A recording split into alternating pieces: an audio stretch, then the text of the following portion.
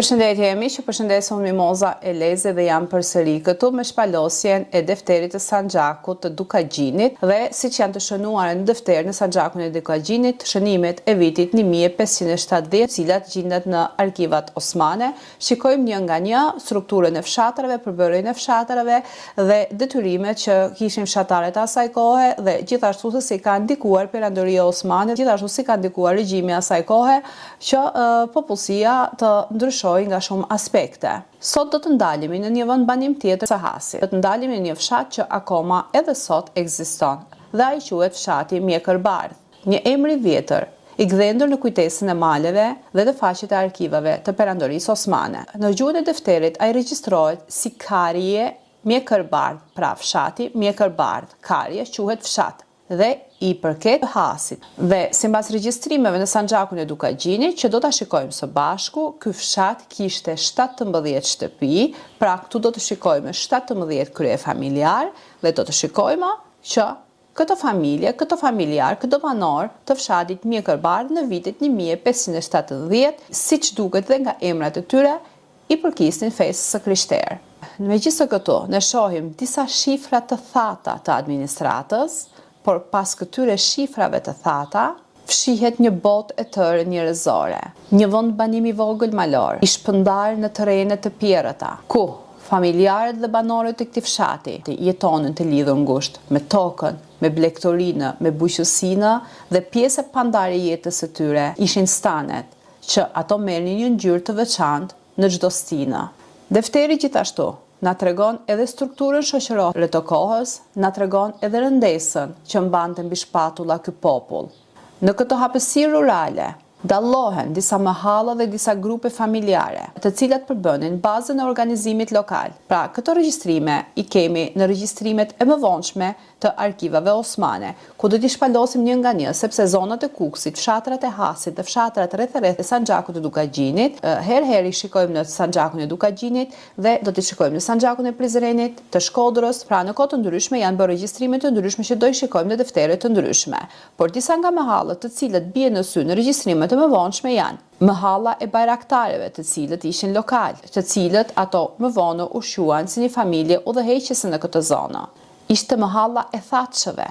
një degë fisnore e përhapur po të thuash në tërë veriun. Mahalla e hoxhëve dhe imamëve lokal, që ishin familje me rol fetar shoqëror, të cilat to shihen haptorazi sidomos në vitit 1800, sepse në vitit 1570 akoma nuk ishte përhapur feja islame dhe në të gjithë fshatrat e Hasit ekzistonte feja e krishterë. Dhe gjithashtu këtu kishte edhe disa familje të tjera të vogla, të cilat ato ishin shpërndarë në territore të ndryshme të zonave malore së Hasit. Në shekullin e 16 në përgjithësi, në regjistrimet osmane shikojmë familjet, pra hanet, sa hane kishte, shikojmë emrat e krye familjarëve dhe taksat që paguanin. Pra këto ishin regjistrimet kryesore dhe të prera që gjejmë në dokumentet osmane, sidomos në Sanxhakun e Dukagjinit. Le të shikojmë regjistrimet për fshatin Mjekërbardh sipas defterit të Sanxhakut të Dukagjinit, të njihemi me krye familjarët, me produktet që ato kultivonin dhe taksat që paguanin.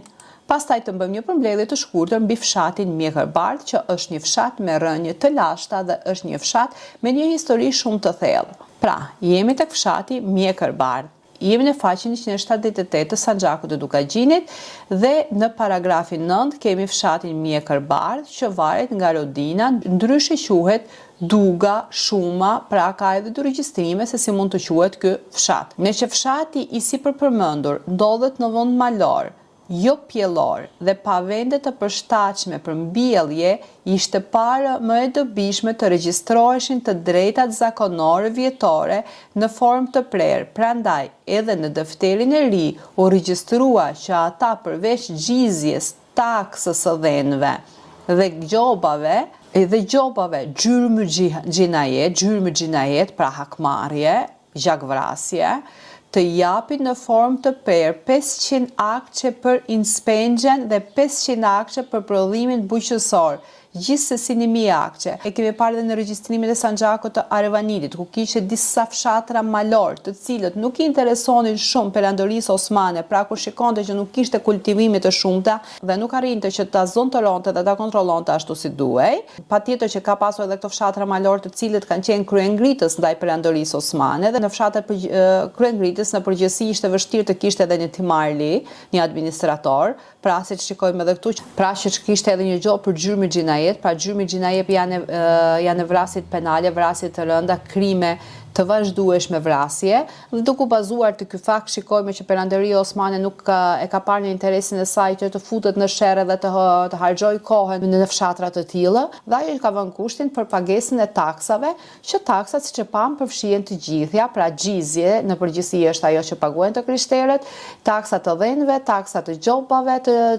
të gjinajetit, të krimit, që të jepen në mënyrë të prerë. 1000 akçe, pra një fshat malor në terren të vështirë, me jo shumë banor, pra jo në fshat i madh, por edhe një fshat që siç theksohet këtu nuk kishte një fshat shumë pjellor për sa i përket bujqësisë, megjithatë ky fshat ishte i detyruar të paguante 1000 akçe për perandorinë osmane. Dhe banorët e këtij fshati ishin Gacnisha, Bibadoçi, Baclala, Andre Baça, Osetaça, Duka Deja, Kola Nisha, Vata Lika, Vata Doçi, Deda Nisha, Vata Nina, Gjec Vata, Luç Vata, Luça ose Loça Biba, Puta Andrea, Gac Baci, Puta Giga, Papa Kola. Pra këtu shikojmë që në këtë fshat kishte të shënuara pra 17 shtëpi, dhe një shtëpi duke e shumëzuar minimum 4, maksimum 7, mund të shikojmë që këtu kemi rreth 40 deri në 80 e sa banor në këtë fshat malor ose fshat stanor që mund ta quajmë. Siç e kemi theksuar dhe siç e kemi parë në programet e mëparshme, këtu në emrat e kryefamiljareve të fshatrave shikojmë emrat tipik shqiptar, ku edhe siç shikojmë në gjurmët e historisë nga kërkimet arkeologjike, të cilat tregojnë se këto fshatra janë banuar nga banorët ilirë dhe fshatarët e këtyre vendeve, pra janë autoktonë në trojit të tyre dhe mbajnë emrat shqiptar, që emri ishte ai që dallonte shqiptarin nga popujt e tjerë, pra nga slavët, grekët, serbët, turqit etj. Dhe gjithashtu emri nuk përdori emër mbi emër, por përdori filani i biri filanit, dhe në përgjithësi e njerëzit epitetoheshin me punën e tyre që bënin. Por disa nga emrat kryesor që binin në sy pikërisht në regjistrimet osmane të viteve 1570 ishin të tilla: Gjon i biri Palit, Nikola i biri Gjonit, Leka i biri Markut, Pali i biri Nikolos, Marku i biri Gjinit, Gjini i biri Lekës, Deda i biri Palit, Kola i biri Markut, Tanushi i biri Gjergjit, Gjergji i biri Kolës, Pietri i biri Nikolos, Vlashi i biri Gjinit, etj. Pra këto ishin emra tipik shqiptar që i rastisim vazhdimisht në regjistrimet osmane. Këto ishin emra shqiptar, nuk ishin emra slav, nuk ishin emra serb, nuk ishin emra grek, nuk ishin emra tjerë, përveç se emra tipik shqiptar, që këto emra përdorin që nga koha ilire dhe deri në këto vite ku më vonë këto u ndryshuan, u bën Hasan Hussein, Mahmud, Davud, etj. Sipas sistemit osman të regjistrimit fiskal, këto familje dhe këto banor ishin të detyruar të paguanin disa lloj taksa. Ishin taksa të ndryshme, taksa që paguanin për tokën, taksa që paguanin për berret, taksa që paguanin për derrat, taksa që paguanin për berektorinë, taksa që paguanin për çiftet e martuara, taksa që paguanin për pronën, taksa që paguanin për truallin e shtëpisë, taksa që paguanin për burrat e rritur dhe të shëndetshëm, sepse ishin një lloj takse që duhet të paguanin djemt e rritur, djemt e ri dhe burrat e shëndetshëm, për shkak sepse kështu funksionon të ligji që thonin që ne ju ruajmë për shëndetin tuaj, pra që mos ju gjej gjë, që mos të vras njeri, ne ju ruajmë dhe për këto ato duhet të paguanin taksën. Nëse s'paguan taksë, ai mund të vritet dhe thoshte që nuk jeni në mbrojtjen tonë sepse s'ka paguar taksën. Po të shikojmë një përmbledhje të shkurtër për fshatin malor Mjekërbardh që i përket Hasit, nuk ishte vetëm një fshat malor, por ishte një rrugë kalimi historisë. Është një rrugë e lashtë kalimi, tregtimi dhe komunikimi kulturor. Në këtë hapësirë të këtij fshati fshati, jeta nuk është vetëm ekonomike, por edhe një jetë shoqërore. Dhe gjithashtu këtë shohim një komunikim kulturor të ndryshëm, ku ajo që ra në sy në këtë fshat ishte edhe taksi që paguaj për krimet për vrasjet, pra gjakmarrja. Dhe ky fshat, sipas të dhënave historike, fshati Mjekërbar përfaqëson një nga vendbanimet e hershme malore të zonës së Kukësit, me rënje të thella historike, që nga periudha mesjetare. Dhe regjistrimet osmane të shekullit të 16 i organizuar në një strukturë të thjesht familjare në mahalla të vogla. Ai mbështete kryesisht në blegtori dhe pak në bujqësi, sipas të dhënave që pam që nuk ishte shumë pjellor. Pozita e tij gjeografike në një terren shumë të vështirë malor krijonte një jetë të mbyllur komunikore, ku lidhjet e gjakut kishin rëndësi të veçantë. Mungesë të institucioneve të forta shtetërore, në disa periudha të ndryshme historike u shfaqen edhe konflikte të brendshme ndërfamiljare. Këto konflikte, sipas traditës zakonore, në të gjithë jetën e fshatarëve të këtij fshati, ashtu si dhe të shumë fshatrave të tjerë malor. Shikojmë tensionin të një shoqërie të izoluar dhe të një shoqërie tradicionale malore, ku në shumë raste kemi parë edhe faktin e gjakmarrjes, ashtu siç përmendet dhe në fshatin Mjekërbar, ku paguheshin edhe gjobat e krimit. Pra, si shikojmë në këto fshatra, nga konflikte të ndryshme që mund të ndodhin për shkaqe të ndryshme, në bazë të këtyre konflikteve kanë lindur dhe pasoje shumë të rënda të krimit, ashtu siç e pam edhe në gjobën e krimit. Fakte të tilla i kanë parë edhe në shqiptarët e Turqisë, të cilët banorët tregonin që janë larguar nga gjakmarrja, ku familjet janë zënë me njëri tjetrin për një copë tokë, janë zënë për bagëti dhe nga kjo ka lindur një vrasje, pastaj vrasjet kanë pasuar me gjakmarrje, vrasje mbas vrasjes dhe së fundi, nga dy fise janë shuar 70 familje dhe ato që kanë mbejetuar ka qenë një plak me një foshnjë dhe për të shpëtuar foshnjën, ato kanë marrë rrugën dhe kanë ikur drejt Turqisë, sepse në ato kohë rrugët ishin të hapura me Turqitë, sepse këtu sundonte perandoria osmane, prandaj një pjesë e madhe e shqiptarëve janë larguar drejt Stambollit ose drejt vendeve të tjera të Turqisë. Megjithatë, këto fenomene nuk përfaqësojnë të gjithë jetën e fshatit, por vetëm tensione të izoluara të një shoqërie tradicionale malore. Fshati Mjekërbar Hasit mbetet i dokumentuar si vendbanim i qëndrueshëm në defterin e Sanxhakut të Dukagjinit, me popullsi të krishterë, me regjistrime që përkasin shekullit të 16 nga vetë perandoria osmane. Me kalimin e kohës, ajo përfshi në proceset e ndryshimeve shoqërore dhe migrimeve të brendshme. Sot, kujtesa e tyre ruhet si pjesë e trashëgimisë historike të Hasit të Kukësit. Në hapësirë të këtij fshati,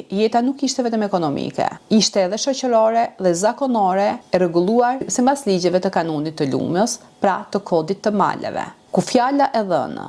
pra besa dhe mikpritja, ishin themeli i jetës së përditshme. Dhe kështu, nga një faqe e thjeshtë e një defteri të regjistruar në një kohë shumë të errët, kur tek ne mungonte shkrimi, shikojmë që në këto rreshta të asaj kohe mundohem të shfaq më shumë se statistika. Këtu, në bazë të këtyre rreshtave të regjistruara në ato kohë të errët, mundohem të shfaq më tepër mbijetesën e një shoqërie të gjallë, një strukturë të hershme të shqiptarëve, të cilët kanë banuar në fshatin Mjekërbar të Hasit, ku nuk mjaftonin vetëm kohët e vështira, nuk mjaftonte vetëm terreni i vështirë, por ishte edhe koha e rëndë, ku me ato pak të ardhur e pak mundësi për të mbijetuar, ato ishin të detyruar të paguanin edhe taksat e rëndë. Pra në këto pak rreshta, unë mundohem të shfaq edhe një histori që akoma edhe sot, shekull pas shekulli, mundohet të flasë dhe të tregoj ekzistencën e saj. Nuk e di sot se sa banor mund të ketë fshati Mjekërbar, por jam e sigurt që në fshatin Mjekërbar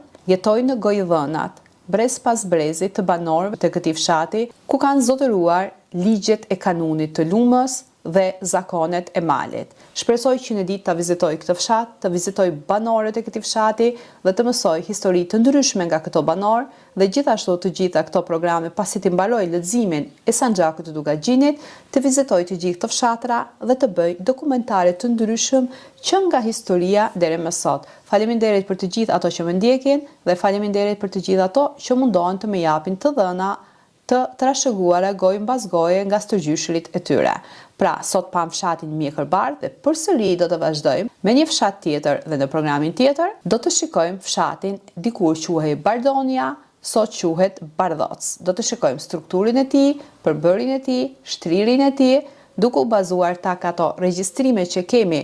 nga arkivat osmane, do të mundohem të bëj edhe një përmbledhje të shkurtër historike me aq sa njohuri përvetësoj për këto fshatra. Por siç kanë theksuar edhe në programet e mëparshme, ne momentalisht po shikojmë regjistrime të cilat marrin pjesë në Sanxhakun e Dukagjinit, por për fshatrat rreth të Sanxhakut e Dukagjinit gjithashtu kemi të dhëna të ndryshme të Sanxhakut të Prizrenit, të Sanxhakut të Shkodrës dhe në deftere të ndryshme të cilat janë regjistruar edhe më vonë, sidomos në vitet 1800 për sa i përket këtyre krahinave, ku edhe ato dokumente, kur ti përvetësoj, patjetër që do t'i shfaq dhe në fund, kur ti arrit që ti përmbledh të gjitha dokumentet, ti përvetësoj dhe ti shfaq, do t'i përmbledh nga A-ja deri në Z. Është një punë që don kohë, është një punë që don mend, është një punë që don mund, është një punë që don përpikmëri. Këtu nuk flasim thjesht për lajme që dëgjova këtë mora atë dhe thash atë, nuk janë lajme, këto janë dokumente arkivore të cilat mundohem të shfaq ashtu siç janë, sepse nuk mund të lëvizësh, nuk mund të bësh asnjë shtrëmbërim për sa i përket dokumenteve historike. Në Shqipëri mbase këto nuk kanë rëndësi. Me sa shikoj në të gjitha programet dhe historiane që flasin, vetëm hapin gojën e flasin një pjesë e madhe e tyre, e shikojmë që këtu nuk ka shumë rëndësi, por në këtë çështje Turqia është shumë e rreptë dhe nuk mundesh as të shtrëmbësh, as të falsifikosh, as të manipulosh, as të bësh diçka